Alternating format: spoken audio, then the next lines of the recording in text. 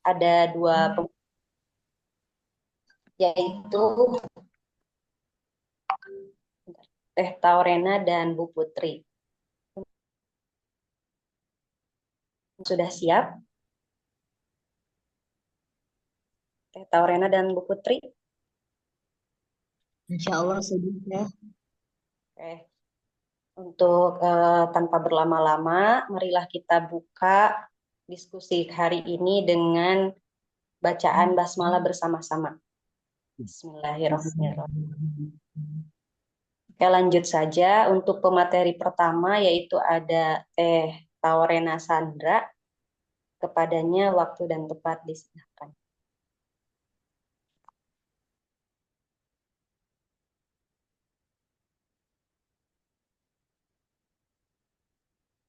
Baik, terima kasih Teh Ilma atas kesempatannya. Di sini saya akan mempresentasikan materi terkait dengan analisis peluang dan tantangan kewirausahaan pendidikan Islam. Sudah muncul share screen-nya, Bapak Ibu? Sudah. Hmm.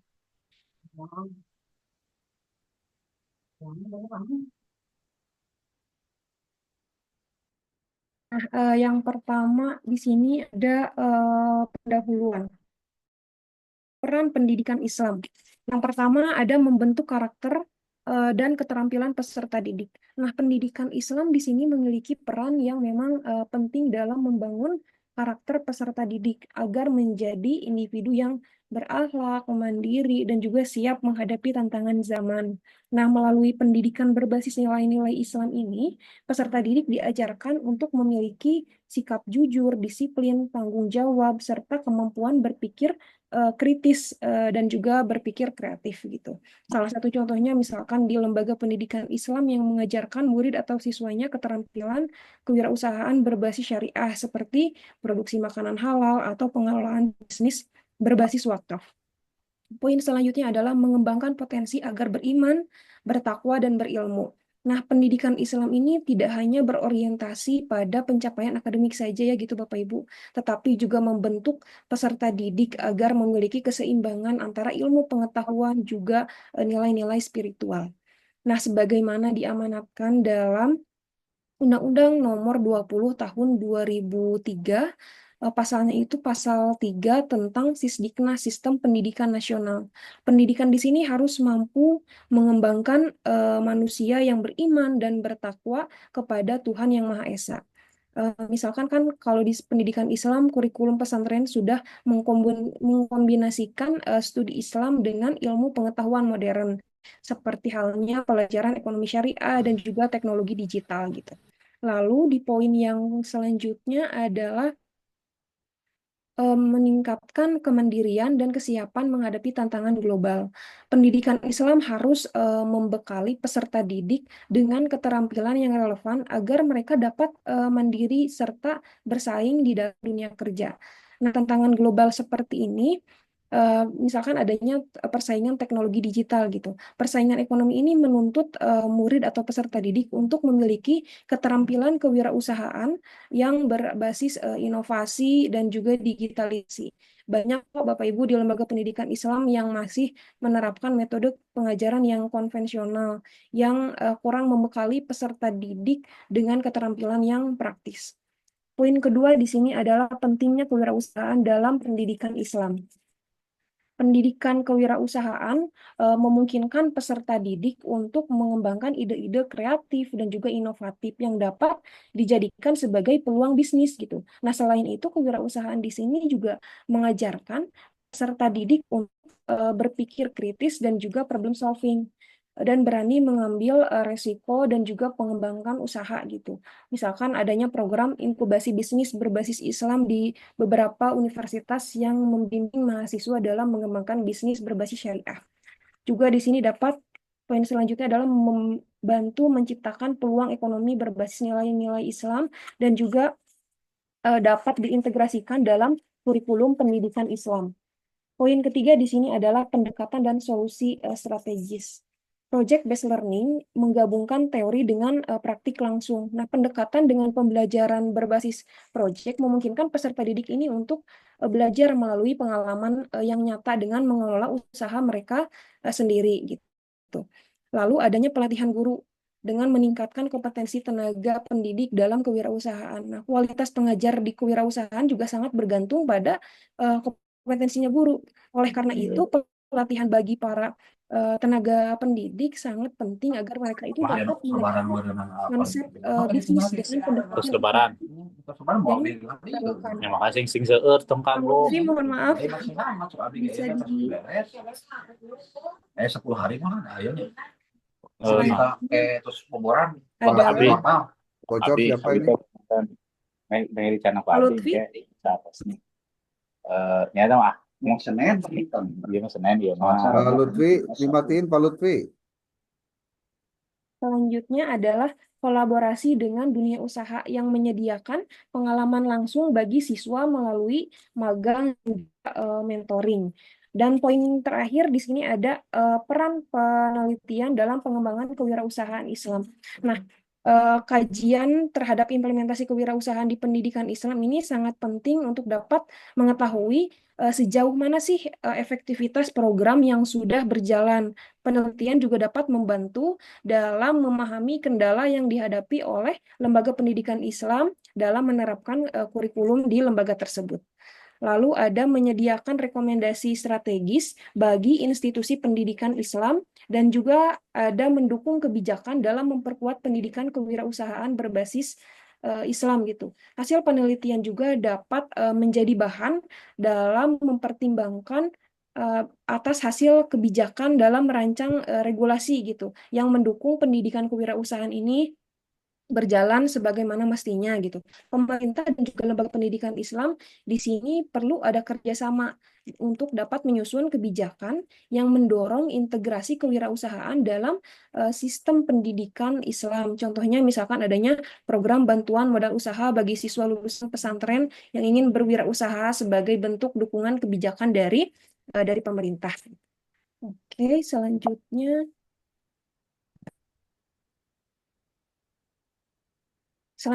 ada metode.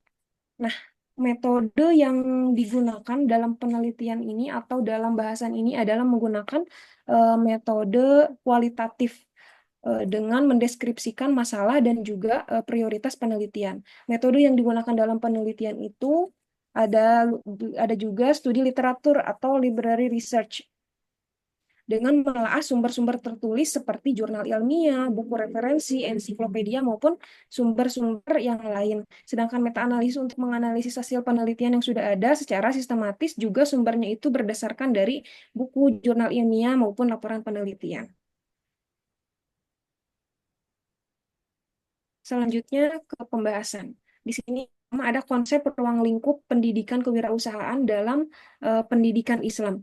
Nabi Muhammad Shallallahu Alaihi Wasallam di sini bersabda, hampir saja kefakiran menyebabkan kefukuran. Nah, Islam di sini menuntut manusia dalam menjalani kehidupan dengan berpedoman pada Al-Quran, gitu.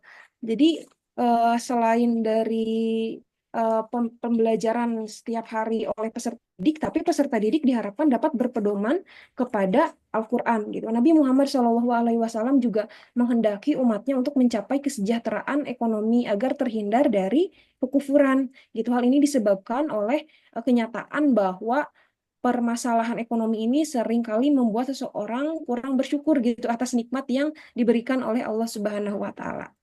Lalu di sini di Indonesia istilah entrepreneurship mulai dikenal pada akhir abad ke-20 dan diterjemahkan sebagai wirausaha. Kata wirausaha itu sendiri terbentuk dari dua kata, yaitu wira yang berarti teladan atau keberanian dan usaha yang mencerminkan tekad serta kerja keras dalam mencapai manfaat. Nah, lalu pendidikan kewirausahaan dalam Islam ini tidak hanya mengajarkan keterampilan bisnis, tetapi juga menanamkan nilai-nilai seperti kejujuran, tanggung jawab, dan juga etika sesuai dengan ajaran Islam yang menuntut nantinya outputnya adalah peserta didik agar dapat mengembangkan kreativitas dan juga inovasi di dalam entrepreneurship. Lalu di sini ada peluang integrasi kewirausahaan dalam pendidikan Islam. Yang pertama ada peran kewirausahaan dalam pertumbuhan ekonomi. Nah, entrepreneurship atau entrepreneur di sini menciptakan bisnis baru, membuka lapangan kerja, dan meningkatkan produktivitas itu menjadi salah satu peluang gitu ya. Lalu semakin tinggi jumlah entrepreneur, semakin besar juga kontribusinya di dalam perekonomian suatu negara. Selain itu, peluang apa lagi sih di dalam pengintegrasian kewirausahaan dalam pendidikan Islam? Yaitu ada peluang kewirausahaan di dalam era digital, bahwa teknologi memperluas akses pasar global melalui entrepreneurship. Ada platform digital seperti YouTube, Zoom, Google Classroom, atau memungkinkan penyebaran konten pendidikan yang lebih luas gitu. Dengan adanya VR dan AI, meningkatkan pengalaman belajar dan personalisasi pembelajaran. Gitu. Memang di era digital ini banyak sekali media atau platform yang dapat digunakan dalam mengimplementasikan kewirausahaan dalam pendidikan Islam. Itu juga menjadi salah satu peluang kita yang besar gitu, Bapak Ibu. Lalu yang ketiga adalah potensi pesantren dalam kewirausahaan. Nah, pemberdayaan ekonomi berbasis pesantren, misalkan di unit usaha santri seperti adanya koperasi, pertanian, dan industri yang kreatif. Ini menjadi salah satu peluang di dalam pendidikan Islam, salah satunya lembaga pesantren. Yang kedua ada pembentukan jiwa wirausaha, yaitu melatih santrinya menjadi mandiri, inovatif, begitupun juga kreatifnya diasah gitu. Lalu ada kolaborasi dengan pihak eksternal, yaitu dengan adanya dukungan modal, pelatihan, dan juga pendampingan khusus. Lalu ada dukungan kebijakan pendidikan, regulasi pemerintah di sini dapat juga mendukung pengembangan kewirausahaan di lembaga pendidikan Islam gitu. Lalu ada pemanfaatan e-commerce seperti marketplace. Bapak Ibu mungkin di sini sudah kalau belanja online itu suka pakai Shopee, Tokopedia, maupun marketplace yang lain gitu. Itu menjadi salah satu peluang untuk dapat digunakan dalam entrepreneurship di lembaga pendidikan Islam. Lalu, lalu ada tantangan. Selain dari tadi peluang yang dapat kita ambil gitu. Tentunya di sini ada beberapa tantangan dalam implementasi kewirausahaan di pendidikan Islam. Yang pertama itu ada tantangan internal dalam kewirausahaan pendidikan Islam. Nah, seperti semangat dan etos kerja dalam berwirausaha menjadi faktor penentu dalam membangun bisnis yang berkelanjutan. Jadi tantangannya itu ada pada internalnya itu sendiri. Gitu. Yang kedua ada persaingan dan adaptasi di era digital. Nah, tidak memungkinkan Bapak Ibu walaupun memang di era digital banyak sekali peluangnya, tapi di situ juga terdapat tantangan. Dengan tantangan yang terbesarnya adalah salah satunya meningkatkan persaingan yang semakin ketat gitu. Banyak sekali orang yang berlomba-lomba dalam berwirausaha dengan adanya media platform yang tadi sudah disebutkan. Lalu di sini ada tantangan dalam pembelajaran digital. Nah, tantangan lainnya adalah meskipun tadi dalam pembelajarannya itu dapat diintegrasikan peluang-peluang, tapi kita juga harus memastikan kualitas dan relevansi konten pendidikan tetap terjaga gitu. Nah, di era yang terus berkembang saat ini, materi pembelajaran yang tidak hanya diperbarui akan mudah menjadi ketinggalan zaman gitu. Jadi konten-konten atau materi siswa yang tidak diperbaharui mungkin akan ketinggalan zaman juga gitu. Jadi kontennya juga harus disesuaikan dengan era digital. Lalu di sini ada tantangan kewirausahaan di lembaga pendidikan Islam. Contohnya adalah di pesantren gitu ya. Apa saja sih tantangan-tantangan dalam mengintegrasikan kewirausahaan di pendidikan Islam di pesantren khususnya? Yang pertama adanya keterbatasan sumber daya. Banyak pesantren yang masih mengalami keterbatasan dalam hal sumber daya manusia dan juga material gitu. Lalu adanya kurangnya tenaga pengajar yang kompeten di bidang kewirausahaan gitu. Walaupun memang pada dasarnya mereka memiliki apa ya skill awal, tapi dalam implementasinya harus juga diintegrasikan dengan era digital gitu. Tenaga pendidik harus juga mengetahui materi-materi bahan ajar di era digital. Lalu ada tantangan digitalisasi di pesantren. Tantangan digitalisasi di pesantren seperti yang Bapak Ibu ketahui, bahwa kan di pesantren itu memang dibatasi ya untuk penggunaan seperti handphone ataupun media digital gitu. Nah, itu juga menjadi salah satu tantangan dalam digitalisasi pesantren sehingga siswanya tidak dilatih secara apa ya, secara terstruktur gitu. Jadi tidak adanya pelatihan digitalisasi di pesantren.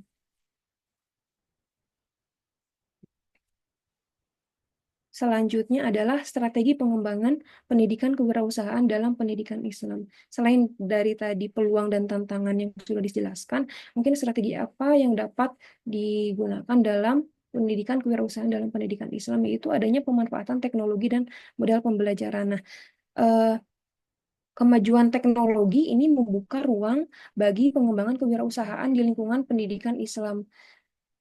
Pemanfaatan teknologi digital ini dapat menjadi solusi dalam memperluas akses terhadap pembelajaran kewirausahaan serta dapat membuka peluang bagi santri peserta didik untuk terlibat dalam bisnis secara digital. Yang kedua ada strategi optimalisasi kewirausahaan.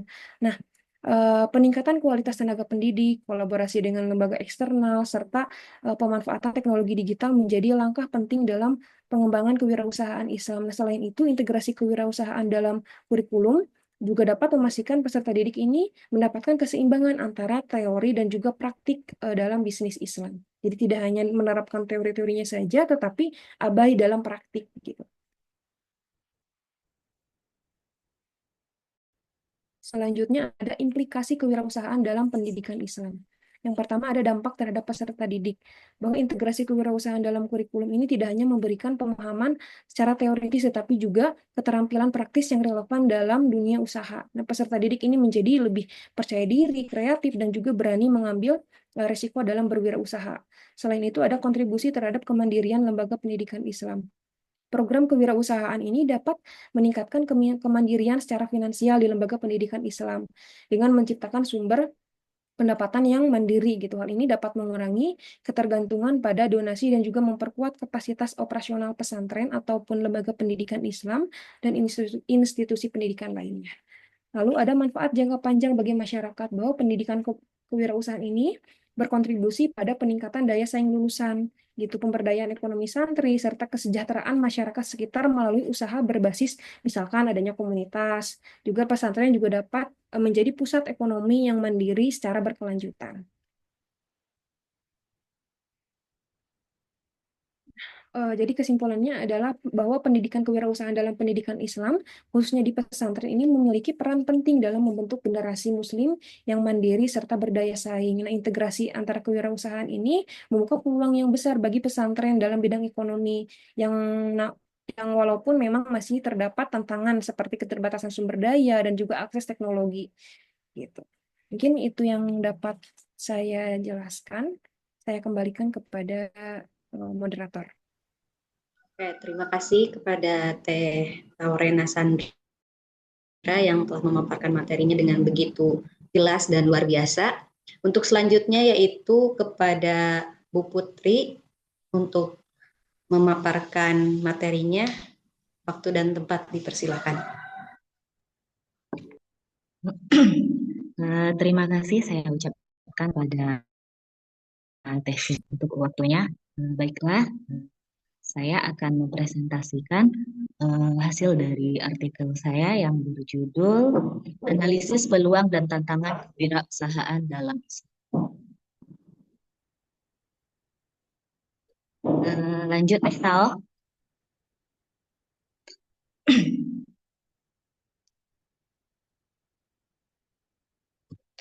Adapun latar belakangnya ialah kewirausahaan pendidikan Islam mengintegrasikan nilai-nilai Islam dalam pembelajaran dan praktik kewirausahaan yang berfokus pada pembentukan karakter dan etika sesuai ajaran Islam dengan meneladani sifat-sifat Nabi Muhammad SAW seperti tabligh, amanah, siddiq, dan fatonah. Lembaga pendidikan Islam seperti pesantren dan universitas berbasis Islam memiliki peran penting dalam menanamkan nilai-nilai kewirausahaan yang berlandaskan spiritualitas dan moralitas. Lanjut, Teh.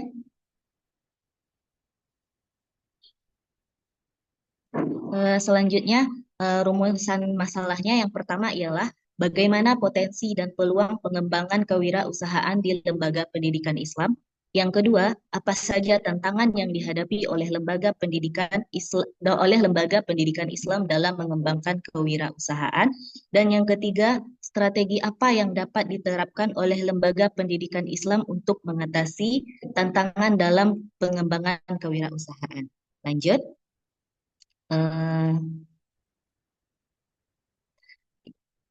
Yaitu metode penelitian. Penelitian ini menggunakan pendekatan kualitatif dengan desain studi kepustakaan. Lanjut, hasil dan pembahasan. Yang pertama, dengan memanfaatkan dukungan pemerintah, pertumbuhan ekonomi digital, dan fokus pada kewirausahaan syariah, lembaga pendidikan Islam dapat menciptakan generasi wirausahawan muda yang kompeten dan berkelanjutan. Yang kedua, tantangan signifikan seperti keterbatasan sumber daya, stigma terhadap kewirausahaan, dan kurikulum yang kurang praktis yang menghambat pengembangan siswa sebagai wirausahawan kompeten.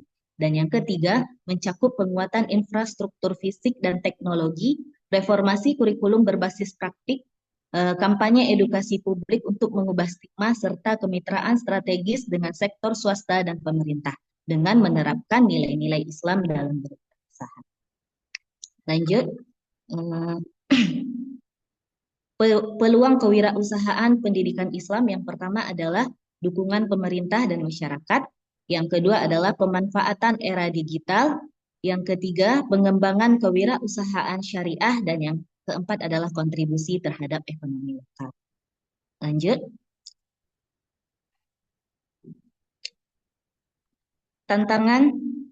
Tantangan kewirausahaan pendidikan Islam. Yang pertama, kurangnya sumber daya dan infrastruktur. Keterbatasan fasilitas fisik seperti ruang kelas, laboratorium, dan internet, dan kekurangan tenaga pengajar berkualitas dengan pengalaman kewirausahaan. Yang kedua adalah stigma terhadap kewirausahaan, pandangan bahwa kewirausahaan kurang bergengsi dibandingkan karir formal, tekanan bagi siswa untuk mengikuti jalur karir tradisional, dan yang ketiga adalah keterbatasan kurikulum. Fokus pada teori daripada praktik kewirausahaan yang nyata, yaitu dan kurangnya integrasi kewirausahaan dalam pendidikan Islam. Lanjut. Strategi untuk mengatasi tantangan kewirausahaan pendidikan Islam yang pertama ialah penguatan infrastruktur, investasi dalam fasilitas fisik dan pengembangan sumber daya manusia. Dan yang kedua, program edukasi publik, menyelenggarakan seminar dan workshop dan berkolaborasi dengan media massa dan tokoh masyarakat. Yang ketiga, kemitraan strategis, membangun kerjasama dengan sektor swasta dan pemerintah dan memanfaatkan insentif dari pemerintah. Yang keempat, reformasi kurikulum, mengembangkan kurikulum yang lebih praktis dan berkolaborasi dengan dunia bisnis. Dan yang terakhir adalah program edukasi publik, mengintegrasikan nilai-nilai Islam dalam berwirausaha. Lanjut, yang terakhir ialah kesimpulan. Kesimpulan yang pertama ialah pendidikan kewirausahaan berbasis Islam berpotensi menciptakan wirausahawan yang beretika dan kompeten secara ekonomi sesuai dengan prinsip syariah. Yang kedua, meningkatnya kebutuhan inovasi dan kemandirian ekonomi di komunitas berbasis pendidikan Islam membuka peluang besar bagi pengembangan program kewirausahaan berbasis nilai-nilai Islam. Dan yang ketiga, hambatan utama seperti kurangnya pelatihan pendidikan, stigma ketidakstabilan karir, keterbatasan akses modal, dan minimnya infrastruktur pendukung perlu diatasi dengan strategi yang tepat. Yang keempat, diperlukan pendekatan holistik melalui penguatan kurikulum berbasis praktik, pelatihan intensif bagi pendidik, pemanfaatan teknologi digital, serta kolaborasi dengan pemerintah dan sektor swasta. Baiklah, itu tadi penyampaian dari hasil presentasi saya, dan saya kembalikan ke Teh Silma. Oke, terima kasih Bu Putri yang sudah memaparkan materinya dengan singkat, padat, dan jelas. Pemaparan materi oleh kedua pemateri sudah dilaksanakan. Untuk selanjutnya yaitu sesi diskusi.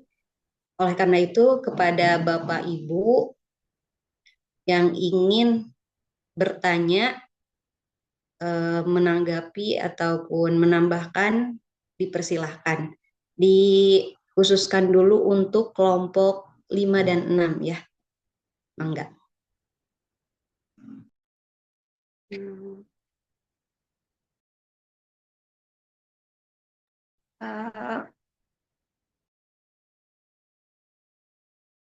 Oke, mungkin minta waktunya sebentar Teh Silma untuk bertanya kepada kelompok 2. Ya, silakan Teh Redi. Ini tadi pembahasan tentang ini banyak kita temui sekarang tuh anak muda Maaf Teh Redi, yang suaranya kurang jelas. ya. Apa sekarang sudah jelas, Teh Silma? Ya, jelas. Oke. Ini di masa-masa sekarang itu banyak kita temui anak-anak ataupun malahan sampai ke kalangan tua ya, yang lebih menyukai konten kreator daripada wirausaha gitu. Jadi bagaimana sih lembaga pendidikan itu membangun mindset agar mereka itu lebih tertarik kepada kewirausahaan Islami daripada seperti konten kreator tadi. Mungkin itu saja yang bisa. Terima kasih kepada Teh Silma. Oke, saya ulangi ya pertanyaannya. Pertanyaannya itu bagaimana lembaga pendidikan bisa membangun mindset siswa agar lebih tertarik pada kewirausahaan Islami dibandingkan sekadar menjadi konsumen di era digital. Betul begitu, Bu? Ya, betul, Teh. Ditampung dulu mungkin ya pemateri? Atau Ya. mau langsung dijawab aja? Ditampung dulu aja paling enggak. Untuk selanjutnya dipersilahkan kepada Ibu Bapak yang ingin bertanya. Mangga.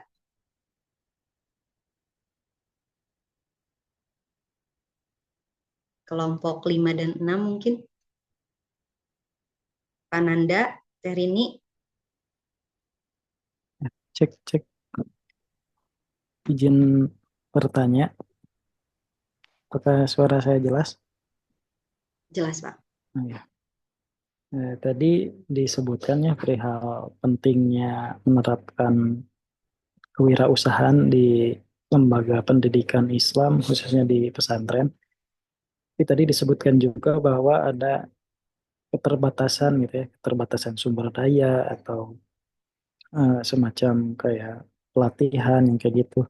Nah, untuk menyikapi hal tersebut, bagaimana solusinya supaya para tenaga pendidik di pesantren itu bisa lebih memahami dan bisa mengintegrasikan nilai-nilai kewirausahaan di pesantrennya masing-masing. Terima kasih. Oke, terima kasih Pananda pertanyaannya. Untuk selanjutnya, mangga Teh Rini mungkin.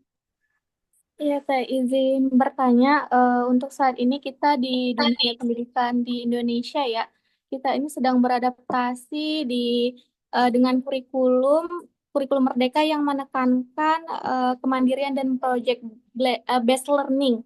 Nah, menurut pemateri, gimana sih konsep ini bisa diterapkan dalam pendidikan kewirausahaan berbasis Islam di lembaga pendidikan Islam? Terima kasih. Oke, satu lagi mungkin ya dari kelompok 6 mungkin, atau dari Bapak Ibu yang lainnya. Enggak? Masih ada?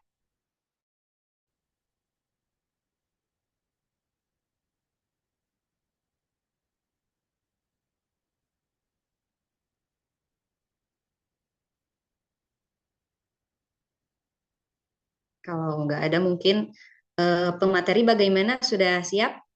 Ini kenapa pada diam nih? Yang lain pada puasa ya?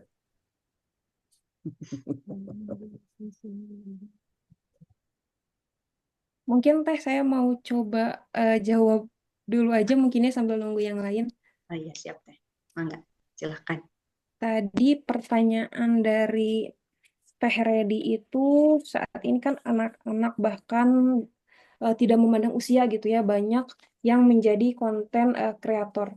Nah, bagaimana sih lembaga pendidikan dapat membangun mindset agar tertarik kepada entrepreneurship gitu kan ya? Gitu.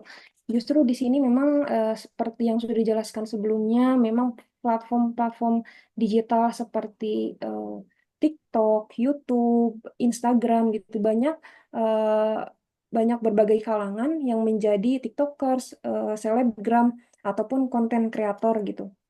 Menurut saya, justru dengan adanya era digital ini dapat menjadi salah satu peluang gitu ya, bagaimana dapat mengintegrasikan antara konten kreator ini dengan kewirausahaan, terutama dalam konteks kewirausahaan berbasis Islam mungkin ya gitu. Di era digital saat ini memang banyak anak muda yang lebih tertarik menjadi konten kreator karena melihat dari potensi dari popularitas gitu dan juga keuntungan dari media sosial. Namun yang perlu dipahami adalah bahwa konten kreator juga bukan hanya tentang eksistensi gitu, tetapi juga di sini bisa menjadi sarana bisnis, bahkan menjadi salah satu dakwah Islam gitu, dengan memanfaatkan media tersebut gitu. Lembaga pendidikan di sini harus mengarahkan siswa agar tidak hanya sekedar menjadi konsumen konten digital saja gitu, tetapi juga memanfaatkan platform digital untuk berwirausaha sesuai dengan prinsip-prinsip syariah gitu ya tentunya. Nah, dengan memiliki basis audiens yang sangat besar karena kan konten kreator itu memiliki followers yang jumlahnya juga tidak hanya sedikit gitu ya. Ini juga akan lebih mudah dalam misalkan menjual berbagai produk baik itu produk fisik seperti pakaian ataupun makanan halal ataupun bahkan hasil dari wirausaha di sekolah gitu. Salah satunya misalkan kan kalau kita scroll-scroll TikTok nih saat lagi puasa gitu, banyak konten kreator yang mencantumkan keranjang kuning gitu. Itu menjadi salah satu media yang dapat digunakan oleh peserta didik gitu. Nah, oleh karenanya ini eh, lembaga pendidikan perlu membekali siswa dengan keterampilan konten entrepreneurship Islam gitu, yaitu menggabungkan antara konten kreator dengan bisnis berbasis Islam gitu. Cara yang bisa dilakukan adalah dengan mengajarkan siswanya tentang branding Islam di media sosial, misalkan dengan pemasaran digital berbasis syariah serta strategi monetisasi konten yang sesuai dengan nilai-nilai Islam gitu tentunya.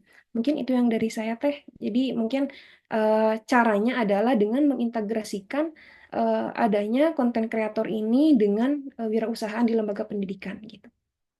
Mungkin ada tambahan dari Bu Putri? Baiklah, izin menambahkan Teh Selma. Saya setuju dengan yang dikatakan oleh Teh Tako. Untuk zaman sekarang, kita tidak bisa merubah mindset siswa, bahkan bukan siswa saja, termasuk kita juga, bahwa wirausahawan itu harus lebih daripada konten kreator. Jadi kita harus berwirausaha, tinggalkan dulu konten kreator. Kalau untuk sekarang kayaknya tidak bisa. Tetapi kita bisa mengkolaborasikan antara wirausaha dan juga konten kreator.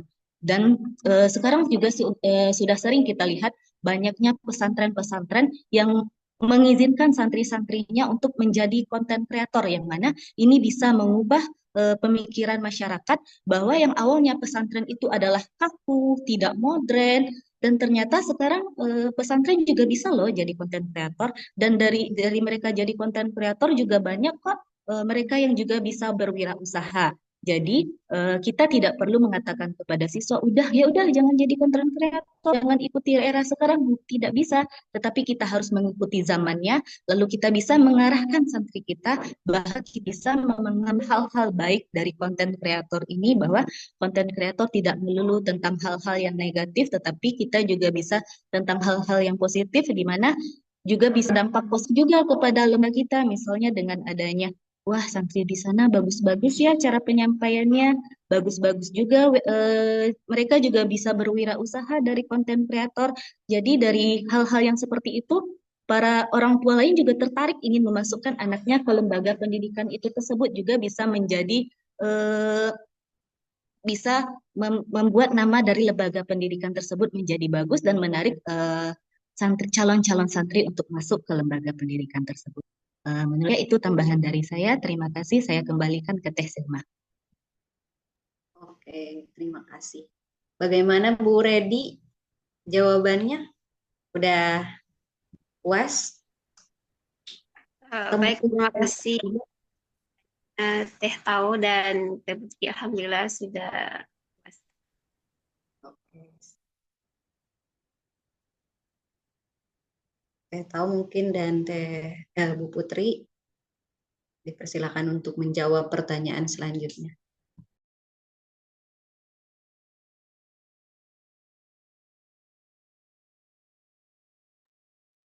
Putri mau jawab dulu. Teh Tahu aja dulu. Oke, baik. Di sini saya akan mencoba menjawab pertanyaan dari Pak Nanda. Nah, tadi kan sudah dijelaskan ya berbagai tantangan di dalam entrepreneurship atau dalam implementasi entrepreneurship di lembaga pendidikan Islam. Salah satunya itu ada keterbatasan sumber daya manusia gitu ya. Pertanyaannya di sini adalah bagaimana solusinya untuk dapat meningkatkan atau mengintegrasikan nilai-nilai kewirausahaan di lembaga pendidikan Islam terhadap tenaga pendidik gitu ya. Baik, bismillah, mungkin saya akan mencoba sedikit menjawab untuk meningkatkan kompetensi tenaga pendidik, khususnya di lembaga pendidikan Islam di pesantren, untuk memahami kewirausahaan dengan baik. Tidak dapat dipungkiri gitu ya, kita terlalu fokus kepada siswa pembelajarannya, tetapi kita abai terhadap tenaga pengajar atau tenaga pendidik. Justru kita harus memfokuskan utama kita adalah kepada tenaga pengajar terlebih dahulu, karena kan mereka yang harus ada di lapangan dan mengimplementasikan kurikulum gitu. Nah, apa sih salah satu atau cara yang bisa diterapkan? Yang pertama adanya pelatihan dan juga workshop kewirausahaan Islami. Nah, pesantren atau lembaga pendidikan Islam perlu mengadakan pelatihan rutin gitu bagi tenaga pendidik, baik secara internal maupun bekerja sama gitu ya dengan pihak eksternal, misalkan dengan mendatangkan narasumber-narasumber yang memang sudah berhasil di dunia entrepreneurship gitu. Yang selanjutnya mungkin lagi dan lagi gitu ya Pak, solusinya adalah dengan benchmarking atau studi banding. Dan tenaga pendidik di sini perlu mendapatkan insight baru atau pengalaman baru dalam dunia bisnis. Nah, salah satu cara yang efektif adalah dengan melalui studi banding ke lembaga pendidikan Islam. Karena kan memang dengan banyaknya lembaga pendidikan Islam tentunya itu bervariasi, mereka juga ada yang lebih maju di bidang entrepreneurship, ada juga yang masih dalam proses gitu. Dengan adanya benchmarking atau apa ya, studi banding ini diharapkan tenaga pendidik juga mendapatkan insight baru untuk dapat diimplementasikan di lembaga tersebut gitu. Lalu apalagi sih bisa dengan membangun kolaborasi dengan wirausahawan muslim misalnya gitu. Tenaga pendidik melalui sekolah tentunya dapat menggandeng wirausahawan muslim untuk memberikan monitoring kepada tenaga pendidik. Nah, hal ini juga akan membantu mereka dalam memahami tren-tren bisnis gitu, terutama di era digital saat ini. Saya juga pernah lihat di berbagai platform media, ada guru yang memang lagi-lagi menjadi konten kreator gitu. Itu juga menjadi salah satu peluang oleh guru yang dapat digunakan untuk dapat menambahkan skill atau kemampuan tenaga pendidik gitu. Mungkin itu sih yang bisa saya sampaikan. Dikembalikan lagi kepada moderator atau Bu Putri mau langsung menambahkan juga, Bu? Mungkin saya ingin menambahkan sedikit, yaitu pengembangan keterampilan praktis, di mana keterampilan itu dengan mendirikan unit usaha mandiri. Dari usaha mandiri yang kita dirikan dengan melibatkan tenaga pendidik, di mana dengan adanya usaha, jadi tenaga pendidik juga bisa merasakan, oh seperti ini loh secara nyatanya, bukan hanya teorinya saja. Jadi dari unit usaha mandiri ini kita bisa melakukan cara bagaimana kewirausahaannya, dan kalau gagal apa sih strategi selanjutnya dan apa evaluasinya. Jadi yang saya tambahkan yaitu tentang mendirikan unit usaha mandiri dan yang menjalankannya yang di dalam selingkungan tenaga pendidik di pondok pesantren atau di lembaga itu tersebut. Mungkin itu saja yang ingin saya tambahkan. Saya kembalikan Silma. Luar biasa sekali ya. Memang benar kalau dampak dari kewirausahaan di pondok pesantren itu sangat luar biasa. Jadi santri di samping memiliki ilmu agama, namun juga nantinya akan memiliki keterampilan-keterampilan di bidang usaha gitu. Namun harus diperhatikan juga bahwa pengajarnya harus memiliki kompetensi yang memadai dalam bidang usaha. Dan tadi oleh pemateri sudah dipaparkan ada beberapa cara ya, Bapak Ibu. Banyak sekali cara yang bisa dilakukan untuk meningkatkan kompetensi tenaga pendidik di pondok pesantren dalam bidang usaha. Bagaimana Pak Nanda jawabannya? Sangat memuaskan. Terima kasih atas jawabannya, Bu Tao dan Bu Putri. Atau mungkin dari Bapak Ibu yang lainnya, ada yang ingin menambahkan lagi, Bapak Ibu?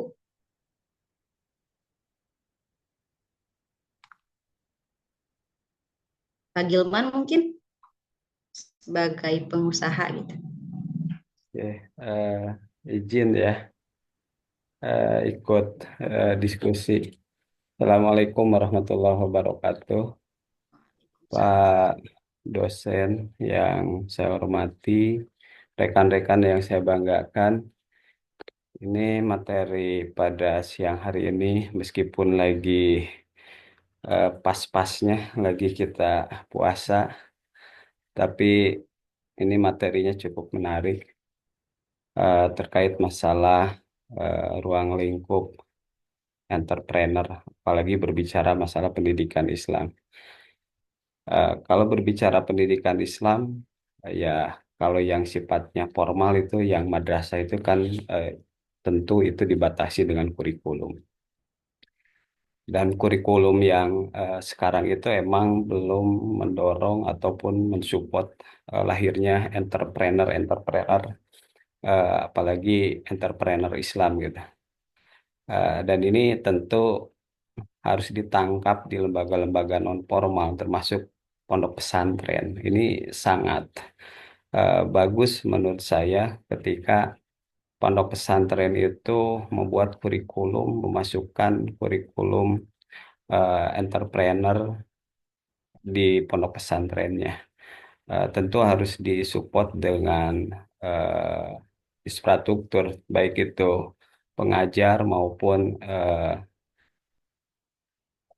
yang alat-alat ataupun sarana dan prasarana yang mensupport untuk diajarkannya entrepreneur di pesantren. Di samping itu juga entrepreneur ini kan sebetulnya juga harus ada jiwa entrepreneur yang ada dalam diri kita, karena tidak semua kita itu punya jiwa entrepreneur gitu. Biasanya kalau di saya pernah dengar ataupun saya pernah dapat informasi bahwa di negara-negara maju itu ada tes psikologi dulu gitu kan, sebelum masuk sekolah mana, jurusan mana gitu, supaya emang itu ada connect antara jiwa dan juga mungkin apa yang akan diajarkan, karena tidak semua orang itu memiliki jiwa entrepreneur gitu, seperti itu. Tetapi pada prinsipnya kalau di pesantren itu sangat tepat menurut saya, bahkan ini kan tidak dibatasi dengan regulasi-regulasi kurikulum yang ada. Jadi bisa lebih optimal gitu untuk mengajarkan entrepreneur di pesantren.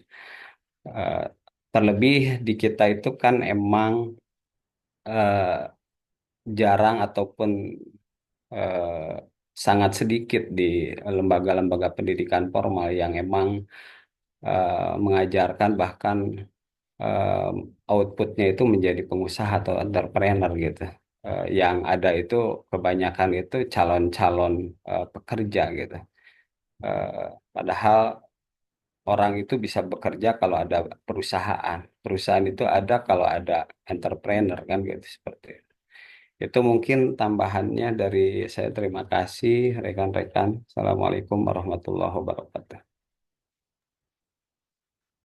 Waalaikumsalam warahmatullahi wabarakatuh. Luar biasa sekali Pak Gilman. Terima kasih. Mungkin eh, untuk selanjutnya ada pertanyaan terakhir dari Teh Rini. Mangga kepada para pemateri untuk menjawab pertanyaan. Baiklah, saya ingin menjawab pertanyaan dari Teh Rini. Tadi pertanyaannya, pendidikan Indonesia sedang beradaptasi dengan kurikulum merdeka yang menekankan kemandirian PBL ya, Project Based Learning. Bagaimana konsep bisa diterapkan dalam pendidikan kewirausahaan berbasis Islam di lembaga pendidikan Islam. Sebenarnya ini PBL ini atau cara kewirausahaan ini pernah kami terapkan atau beberapa kali kami terapkan di tempat saya bekerja, yaitu contohnya itu adalah para santri diberi ada satu hari untuk mereka itu namanya bazar gitu kan, untuk santri-santri yang MA. Jadi mereka disuruh berkreativitas, mereka boleh membuat apa saja, dan khusus hari itu kantin juga ditutup. Jadi santri boleh berkreasi. Yang pada awalnya mereka awalnya itu ada yang membuat kerajinan tangan, ada yang membuat makanan khas. Pokoknya mereka berkreasi dengan kreasinya masing-masing. Yang pada awalnya pendirian, maksudnya pada awal itu dilakukan, memang awalnya mereka keteteran lah bahasanya. Mereka kesusahan, maksudnya modalnya gimana, apanya gimana. Tetapi kami itu melakukannya beberapa kali, sekitar satu kali dalam 2 bulan kalau nggak salah. Setelah itu diadakan lagi dan mereka juga bisa belajar dari kesalahan mereka sebelumnya. Oh, ternyata kita kemarin kurang ini, kurang itu gitu kan. Kalau dalam membuat makanan kita terlalu lama atau tidak gercep, tidak cepat. Jadi di sini anak-anak ini mereka bisa mengerjakan dengan cara mereka, bagaimana mereka berkreativitas. Dan setelah mereka mengerjakan semuanya dan setelah dijual, kami juga mempersilahkan kepada santri itu untuk mempresentasikan apa yang telah mereka jual, bagaimana evaluasinya, apakah kekurangannya dan apakah kelebihannya, dan apabila akan diadakan lagi bazar kemudian, mereka bisa lebih baik dari sebelumnya. Itu mungkin salah satu contoh yang kami terapkan di tempat saya mengajar, yang diterapkan oleh di sekolah kami. Jadi dengan mengajak atau memberikan kepada santri itu dengan bentuk nyata, bukan hanya teori saja, karena seketika itu nyata dan mereka lalui sendiri, mereka lebih mudah belajarnya, mereka juga lebih mudah ingat ya, dan mereka juga evaluasinya juga lebih nyata. Tidak mengenyampingkan juga teori, tetapi dengan adanya hal yang nyata seperti ini bisa mempercepat daya tangkap mereka dan juga kreativitas mereka. Mungkin itu dari saya. Kalau ada tambahan, Teh Tawo. Boleh izin menambahkan sedikit mungkin ya Bu. Mungkin tadi pertanyaannya terkait memang dengan kurikulum merdeka. Seperti yang kita tahu ya gitu Bapak Ibu, kurikulum merdeka ini yang menekankan kemandirian dan juga PBL atau Project Based Learning.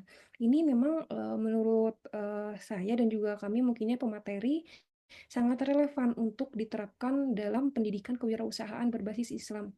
Nah, di lembaga pendidikan Islam seperti pesantren gitu ya, contohnya tadi pendekatan ini juga memungkinkan santri atau siswa ini tidak hanya mempelajari teori bisnis Islam saja gitu, tetapi juga dapat mengembangkan keterampilan kewirausahaan melalui pengalaman langsung yang sesuai dengan prinsip-prinsip syariah.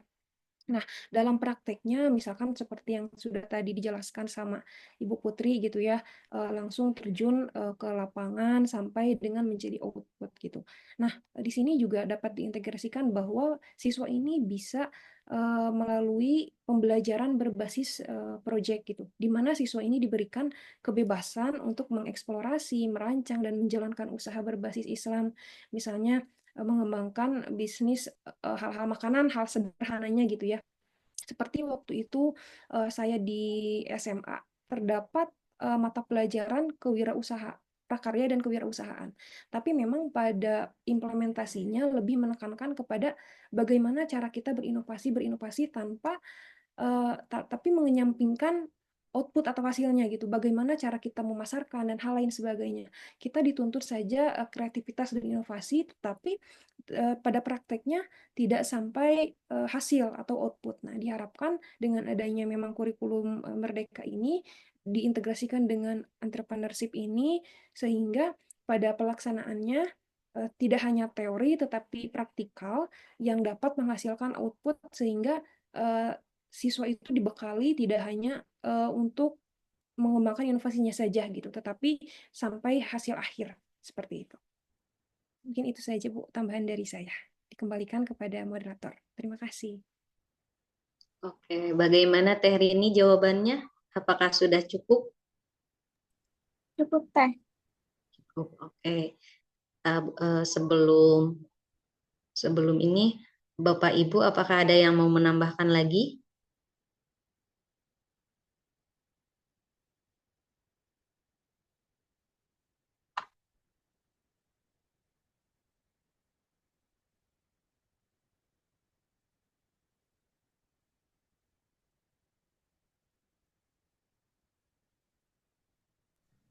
Bu Nur mungkin? Pak Sapik? Bu Yuspit? Bu Wiwin? Cek Teh. Pak Lutfi ya. Mangga Pak. Kayaknya ini saya ingin berbagi aja. Saya terinspirasi tentang entrepreneurship di sekolah SMK Negeri 1 Subang, Teh. Mohon maaf sedang di kendaraan ini jadi off cam karena sinyalnya tidak stabil. Jadi 3 tahun ke belakang SMK Negeri Subang itu sekolahnya melakukan praktik bisnis entrepreneurship dalam bidang air, Teh. Jadi mereka menganalisa ternyata hari ini banyak para siswa yang gagal ginjal, kemudian penyakit sejenisnya dikarenakan karena jajanan yang kurang sehat, seblak ini itu dan sebagainya, kemudian minuman bergula. Jadi hampir di salah satu rumah sakit itu pasien yang gagal ginjal itu adalah para siswa Teh, karena jajanannya yang tidak terjaga gitu ya. Ya banyak lah di sekitar kita juga, banyak sekitar kampus, banyak tuh jajanan-jajanan pedas dan sebagainya.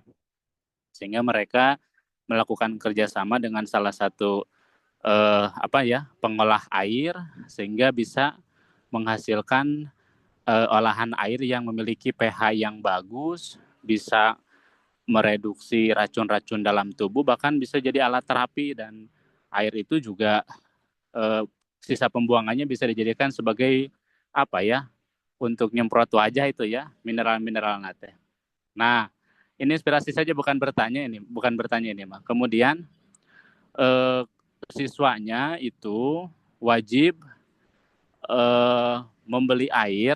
Jadi dari rumah itu mereka membawa tumbler, kemudian membayar 2.000 per hari, minum sepuasnya, sehingga dari 4.000 sekian siswa, penghasilan 1 bulan dari pembelian air di SMKN Negeri Subang itu di angka 120 juta keuntungannya itu, sehingga dalam 1 tahun itu sekolah tersebut bisa menghasilkan miliaran rupiah dari hasil bisnis air, yang memang bukan hanya bisnis air, tapi di sisi lain ada kepedulian terhadap kesehatan para siswa yang memang kerap terjadi gagal ginjal. Kemudian ketika saya berkunjung ke sana, ada satu masjid besar. Beliau menyampaikan ke saya, ini Pak, masjid ini dibangun dari hasil entrepreneurship, jualan air ke para siswa begitu, termasuk THR, tunjangan-tunjangan guru dan sebagainya, itu dihasilkan dari air yang memang diproduksi di sekolah, kemudian ini dimanfaatkan oleh siswa. Jadi satu sisi edukasi tentang gaya hidup sehat, tentang air yang kualitas bagus, kemudian menghindari penyakit-penyakit dari makanan yang tidak terjaga, edukasinya dapat, kemudian nilai bisnisnya dapat juga. Nah, barangkali ini bisa jadi inspirasi buat teman-teman, termasuk saya yang punya lembaga. Satu lembaga bisa jadi ide tuh, selain siswanya jadi sehat, gurunya sejahtera, kemudian mudah-mudahan lembaganya bisa lebih sejahtera sih. Begitu Teh. Oke, mantap sekali ya Pak. Bisa diterapkan ya, terutama oleh kita selaku para pemangku-pemangku di bidang pendidikan ya. Mungkin bukan hanya di bisnis air, tapi di bisnis-bisnis lainnya gitu ya Pak. Jadi Betul, Teh, betul. bukan hanya di kewirausahaannya, tapi kita juga memikirkan manfaatnya gitu ya. Luar biasa sekali. Oke, untuk selanjutnya, apakah dibuka lagi sesi pertanyaannya atau bagaimana Pak? Dicukupkan aja dulu. Oke. Ya. Untuk selanjutnya mangga kepada Bapak dosen Dr. Mulyawan Sapwandi Nugraha AGMPD dipersilahkan. Oke, terima kasih Bu Silma sebagai moderator. Assalamualaikum warahmatullahi wabarakatuh. Bismillahirrahmanirrahim. Alhamdulillahirabbil alamin. Wabihi nasta'inu ala umuri dunya waddin. Salatu wassalamu ala asyrafil anbiya'i wal mursalin sayyidina Muhammadin wa ala alihi washabihi ajma'in, amma ba'du. Materi barusan itu materi yang masuk di kategori kelompok 2 tentang analisis peluang dan tantangan kewirausahaan pendidikan Islam. Walaupun sifatnya teoritis, tetapi sebenarnya pendekatan yang bisa dilakukan untuk menjelaskan tema ini itu bisa saja lapangan ya. Tetapi sepertinya ini juga gantung dari cara pandang kita tentang melihat semua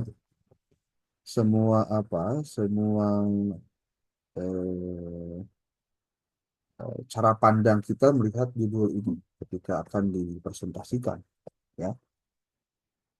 Oke, saya sedikit dulu membahas materinya. Sebetulnya kewirausahaan pendidikan Islam itu akan kita jadikan sebagai tujuan atau hanya sebatas sebagai sarana kita bicara pendidikan. Kalau kita jadikan dia sebagai tujuan, maka yang terjadi sekolah akan mengedepankan aspek bisnis, aspek itu dalam kegiatan proses yang terjadi.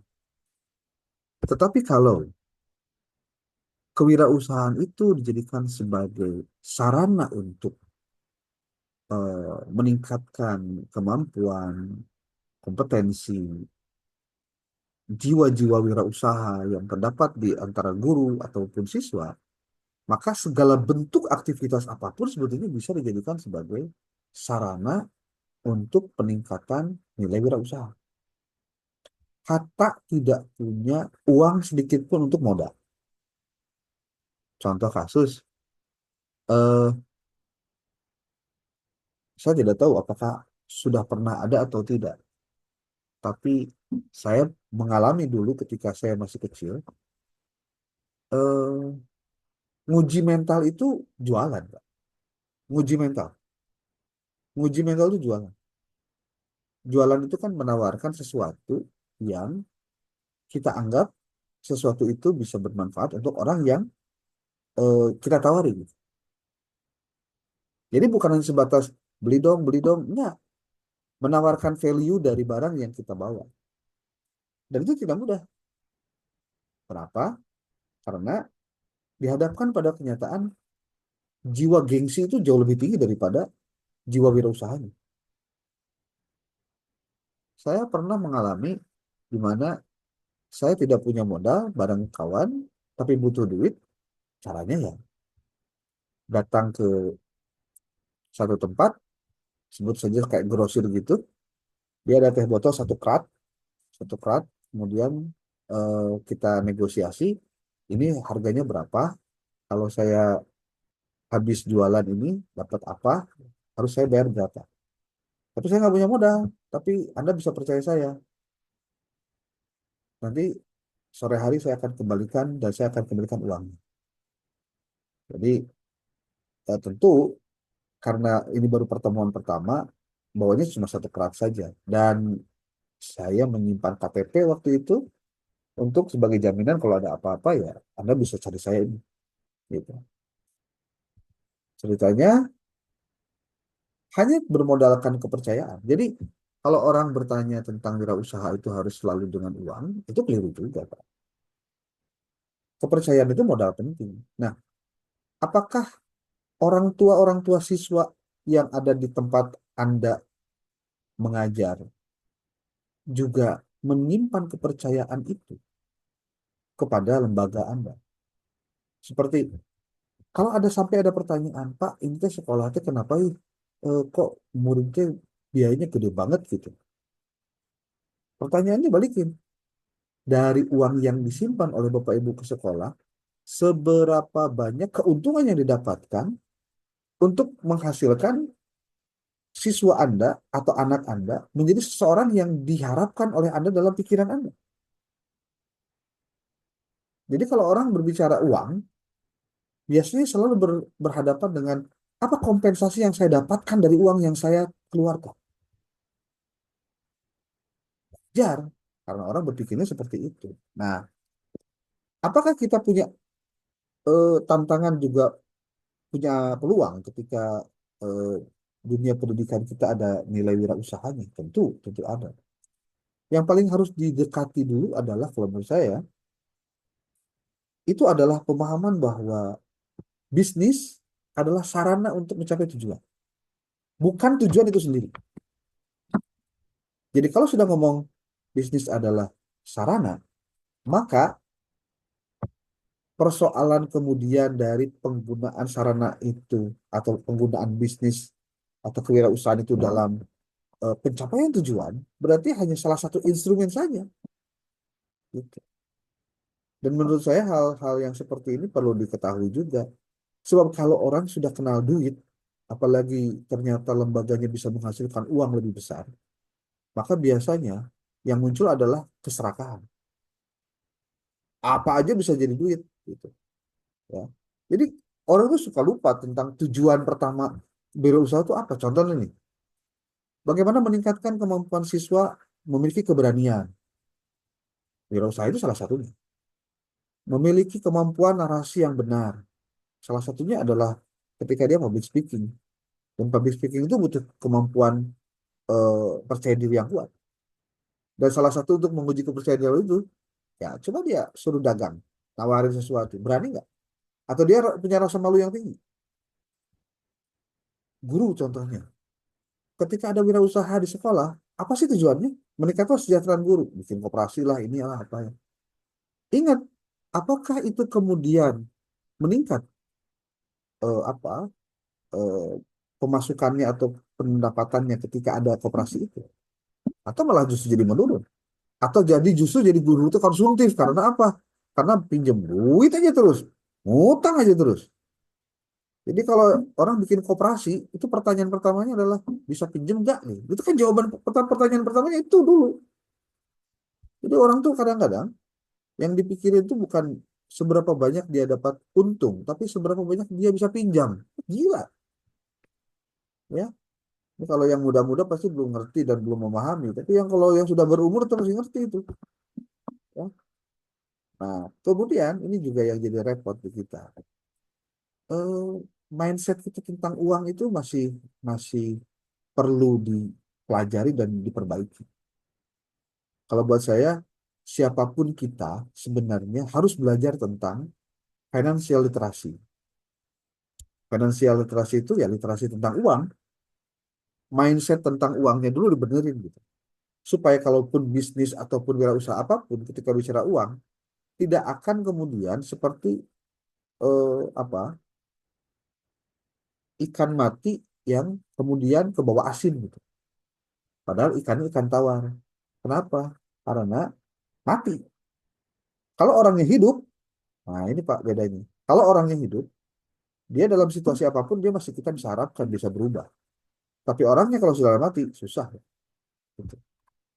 Nah, Bapak Ibu, pendalaman-pendalaman materi lainnya bisa digarap. Tadi sudah banyak disampaikan tentang peluang-peluang apa saja yang bisa dilakukan di lembaga pendidikan Islam. Cuma saya ingin mengatakan lebih lebih lebih lebih apa ya?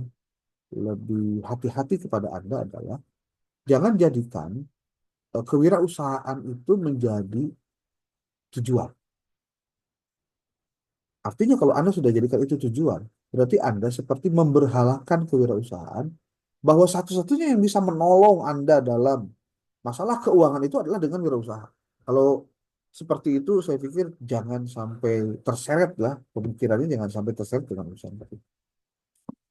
Oke, selanjutnya saya mungkin mau sedikit banyak memberikan eh, apa ya penjelasan terkait dengan revisi-revisi artikel yang dibuat oleh Anda sendiri, termasuk untuk kelompok dua nih ya, Bu Putri dengan Bu Teorena.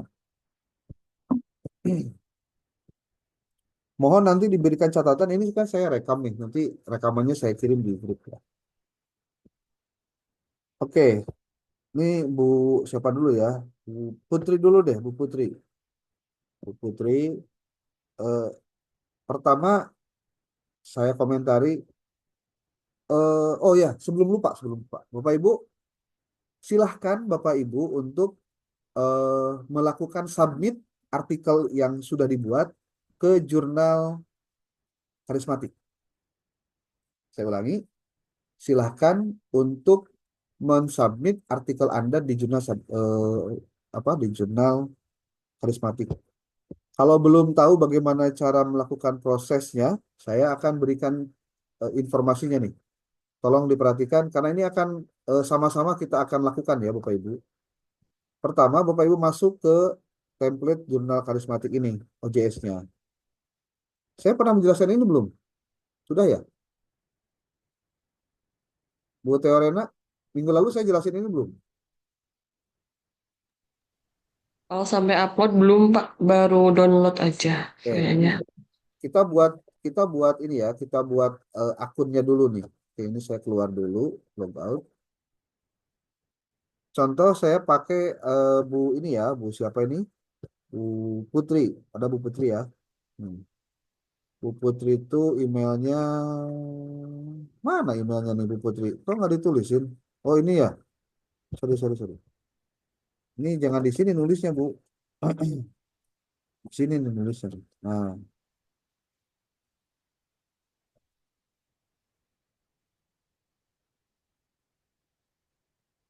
kalau untuk yang di jurnal ini, Anda nulis satu orang boleh, tapi nanti kalau di tugas yang satu lagi nanti dengan saya. Ini ya Bu Irnin, Bu Irlin.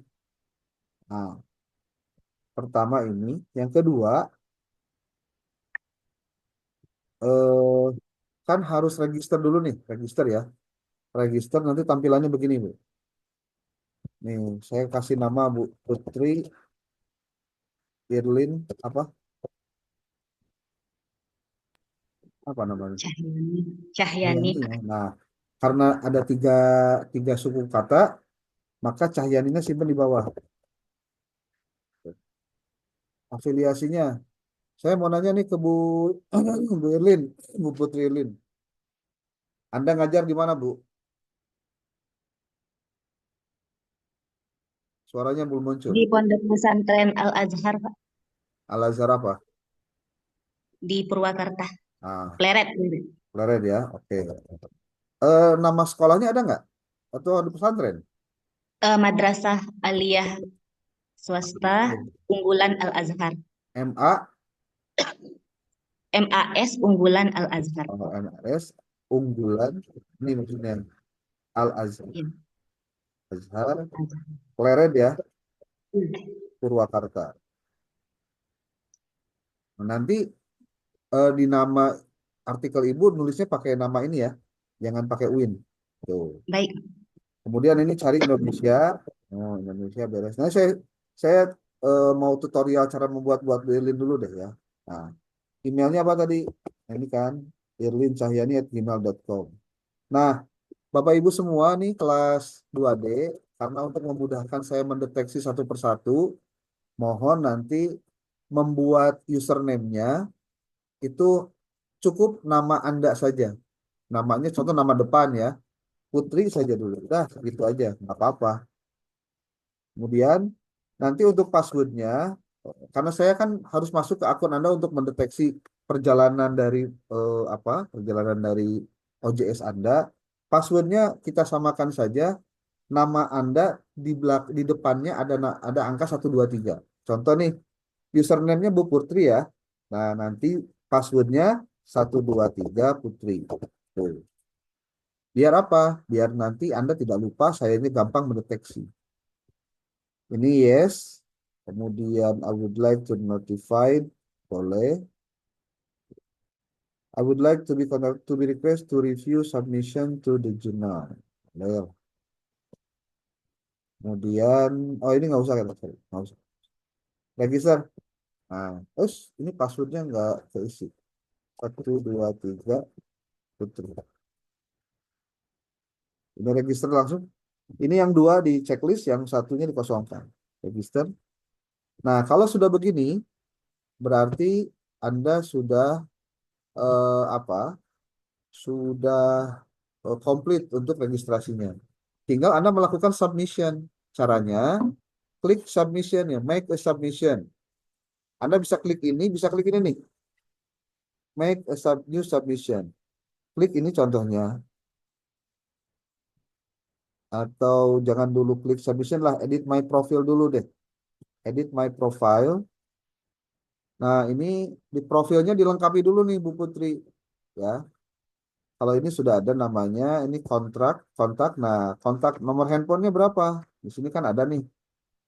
Nah, nomor handphone itu dibutuhkan itu untuk komunikasi antara editor dengan reviewer, editor dengan autor.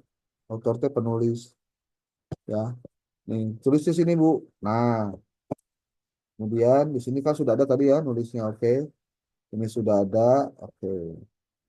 Selesai, save saja. Kemudian di sini ada rulesnya ada reader, ada author. Ibu klik author juga, klik author, ya. Kemudian save. Lalu ada public, kalau public ini dikosongkan saja karena ada foto, ada apa nggak masalah. Ini kalau mau ganti password boleh, tapi nanti ya. Oke, saya masuk dulu ke ini. Kalau sudah, Anda tinggal back to new submission. Klik ini, ya. Kemudian nanti Anda centang ini kan ada 5 tahapan nih kalau mau submit Bapak Ibu. Ada start, ada upload submissions, ada enter metadata, ada confirmation, ada next step. Kita masuk satu-satu. Submission requirements. Ini klik 1, klik 2, 3, 4, 5. Ini artinya the submission has not been previously published. Jadi artikelnya belum pernah dipublish di mana-mana gitu. Kemudian the submission file is an open office, Microsoft Word, RTF, dokumen file format. Jadi artikel yang dikirim harus bentuknya open office ya, Microsoft Word atau RTF, research text files. Sebaiknya Word aja, jangan bentuk PDF. Ya. Lalu where available, URLs for the references have been provided. Ini kalau kalau terbuka atau tersedia URL untuk referensi akan disiapkan. Ini diklik saja dan text single space. Single space itu satu spasi ya.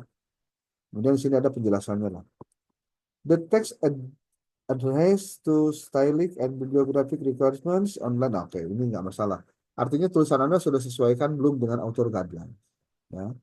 Comment for the author, mohon untuk mendeteksi atau mengecek dan mengecek artikel saya. Tolong untuk mengecek artikel saya. Yes, oke. Save and continue. Nah, kalau sudah begini, tahap kedua nih, apa? Anda harus mengupload filenya. Caranya gimana? Bisa add files, bisa upload files. Contoh saya keluarkan dulu nih ininya apa Bu Putri filenya karena nggak bisa dibuka ya. Pak. Kalau kalau dibuka nggak bisa terkirim. Nah ini upload file, Pak Ibu. Ini harus bener. Kalau nggak nanti nggak terkirim Pak. Atau jadi incomplete namanya. Hmm. Oh ya saya simpennya di sini tadi. Salah. Win, ya. Tadi saya nyimpennya di sini. Jadi ini tergantung Bapak Ibu nyimpennya di mana ya. Hmm.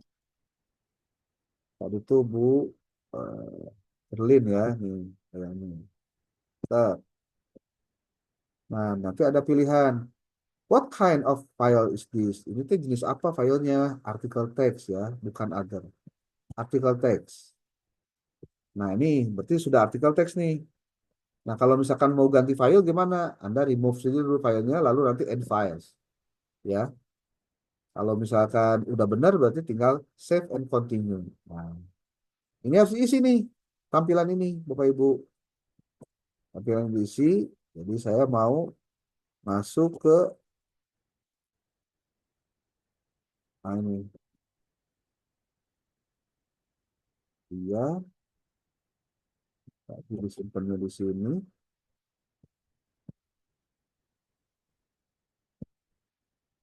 Kemudian tadi di Erlin ya. Nah, ini dibuka dulu.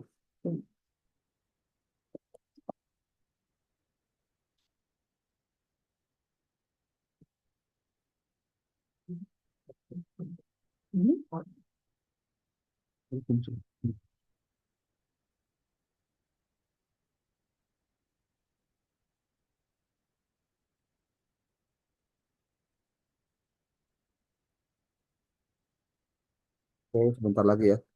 Di tanggung.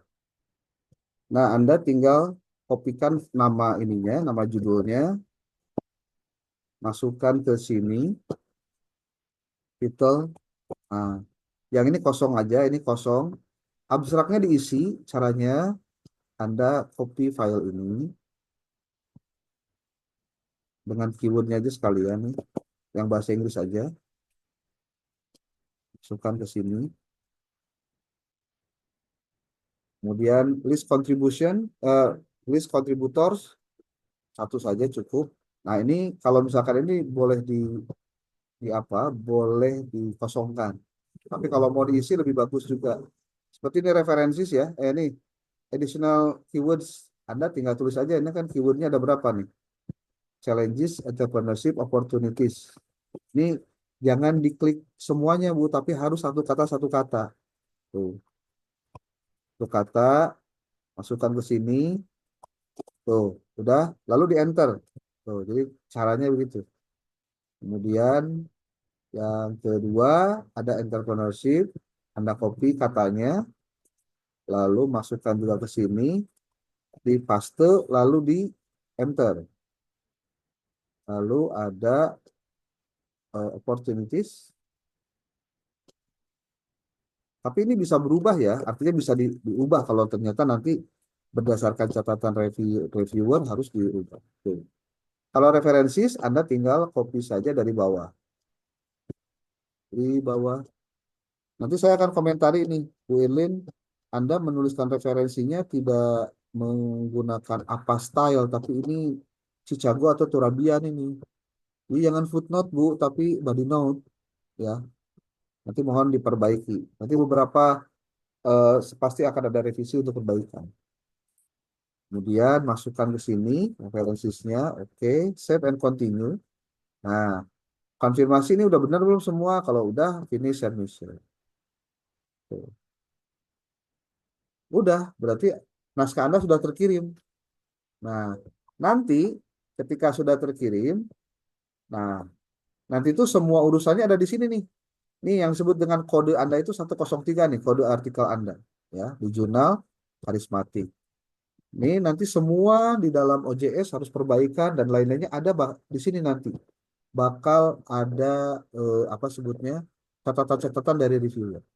Nah, Bapak Ibu sekarang tolong segera uploadkan naskah Anda ke jurnal epistemik ke jurnal ke jurnal karismatik ini untuk segera diproses. Nanti revisi-revisinya akan berjalan seiring berjalannya perkuliahan kita.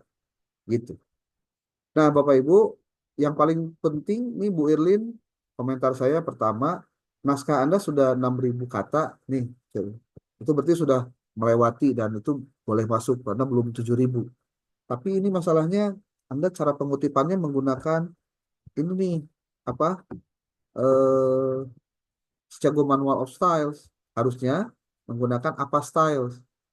Nah, ini sudah betul menggunakan reference manager. Ini yang punyanya Bu Taorena, ini kebetulan jumlah katanya baru 3.740. Nah, ini kurang, Bu. Ya. Ya, itu yang sederhana aja dulu yang kelihatan. Nah, yang disebut dengan Chicago Manual of Styles itu yang tadi footnote. Nah, yang body note yang apa style itu yang ini nih. Nih. Oke, gini. Itu. Nah, saya minta hari ini tolong di-upload dulu saja apa filenya ke sana. Nanti biar editor yang akan memberikan catatan-catatan untuk revisi Anda. Begitu. Ya. Bapak Ibu semua tolong nanti ketika sudah upload naskah di OJS Jurnal Karismatik, tolong Anda apa sebutnya melis di dalam jurnal di apa melis di ini di grup ya. Nanti PJ yang bantu saya untuk bisa seperti itu ya. Oke, Bapak Ibu, itu saja mungkin untuk hari ini. Dan yang lain-lainnya Bapak Ibu sebelum submit coba cek dulu apakah sesuai dengan template di jurnal atau belum. Template-nya sesuaikan ya. Gitu. Oke, Bu siapa? PJ itu siapa teh? Bu Rizka ya? Rini, Pak. Oh, Bu Rini ya. Begitu, tolong dibantu ya. Oke. Yang belum mendapatkan apa tema diskusi ada belum? Karena belum masuk ke ini. Atau udah semua? Yang Supri Udah Pak, semuanya, Pak. Sudah semua. Kenapa? Pak Supriyatna, Pak. Kemarin baru masuk di Salam katanya. Sudah ada di Salam. udah Pak kemarin ke kampus dan udah diperbaiki salamnya. Jadi emang nggak ada iya. absen. Ini jadi 19 orang ya? Ya Pak. Oke, berarti Pak Supriyatna nanti saya kasih untuk tema ya nanti. Dari kemarin saya belum memastikan aja nih. Apakah ada berapa orang karena naskahnya kan harus disesuaikan. Ya. Dipantau aja di grup ya, nanti saya kirim di grup. Ya. Oke, terima kasih. Minggu depan jangan lupa untuk penampilan diskusinya, tapi kayaknya karena sudah tanggal 28 dan merah, berarti libur ya. Ya, berarti lebaran lah. Oke lah, selamat berlebaran. Mudah-mudahan Anda sehat. Anda tetap semangat. Kuliah nanti yang lain-lainnya kita lakukan dengan baik-baik ya. Oke, terima kasih. Assalamualaikum warahmatullahi wabarakatuh. Waalaikumsalam warahmatullahi wabarakatuh.